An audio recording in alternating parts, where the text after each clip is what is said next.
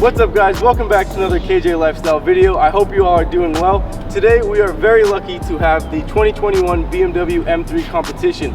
I'm going to be doing a full walk around and I'm going to show you guys some of the features that this car has to offer. Now the BMW M3 comes in two main configurations. The base model, which has 475 horsepower, comes in rear wheel drive and only comes in a manual 6-speed transmission. And this car, which is the M3 Competition, which has 503 horsepower, comes in rear wheel drive or all wheel drive and has an automatic 8-speed transmission. Starting with the exterior of this car. Now the main focal point on these new M3s is this very large grille that seems to just stare you in the face. Now this has created a lot of controversy with this car, whether people like it or not, before they even look deeper into the car. And in an interview with one of BMW's designers, he said that only 1 in 5 people actually liked this new style of grille. And in a car that's one of the hottest sports sedans in the market today, you would think that more than 20% of people, or BMW would want more than 20% of people to actually like this new design. One thing I have seen a lot of guys do though is put the Euro spec license plate that just breaks up the grille kind of in 2 sections as opposed to one giant lump. But as for the rest of the car, this is the best looking 3 Series that BMW has ever made. The hard body lines and aggressive angles paired with the wide hips of the fenders gives the car a very unique and refreshed look. You also get these new nostrils that feed into the grille, your classic M mirrors, and a roof that is entirely carbon fiber. This particular M3 is sitting on the 19-inch alloy M rims on the P0 275s in the front, and in the rear you have the 20-inch alloy rims on the P0 285s, which help put down all the power. My favorite angle of this car has got to be the back end. BMW has kept the quad tips of the M series cars, but increased the size. You also have the option to house the exhaust in complete carbon fiber as well.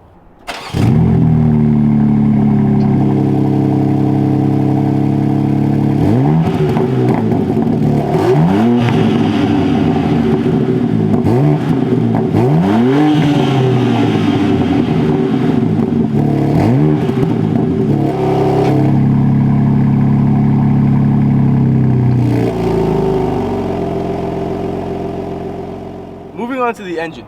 This being the competition package comes with the 3-liter inline 6 that is twin turbocharged, putting out 503 horsepower and 479 pound-feet of torque.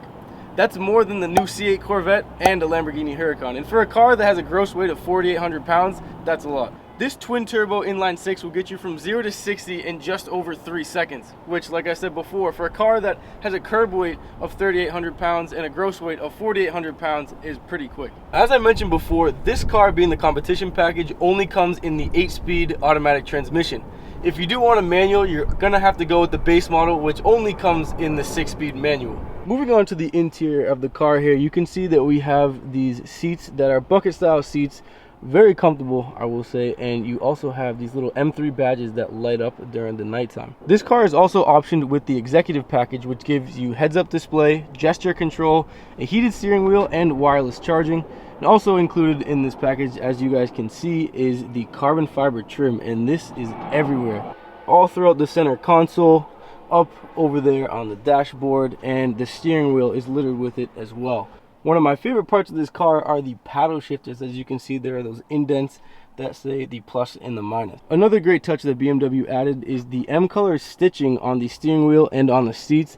Another really cool feature that you see on the steering wheel are these 2 buttons right here that say M1 and M2. Now these 2 buttons allow you to have preset driver configurations that you can adjust the steering, the suspension, the exhaust noise, acceleration, stuff like that, just from a click of the button. Down on the center console here, just below the shifter, you can see M mode. And the thing that M mode does is if you click it, up on the gauge cluster, you can see the tach has completely changed. Now what this does, it allows you to reconfigure the whole entire gauge cluster.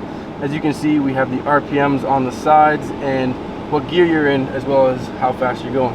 Another cool thing right here as well is the G-forces. So when you're doing hard pulls, you can see exactly how many G's you're experiencing. Below the M button, this one right here is kind of hard to see because it can't focus, is the exhaust control button, which allows you to change how loud or quiet you want your car, just in case you'd be leaving early in the morning and you don't wake anyone up.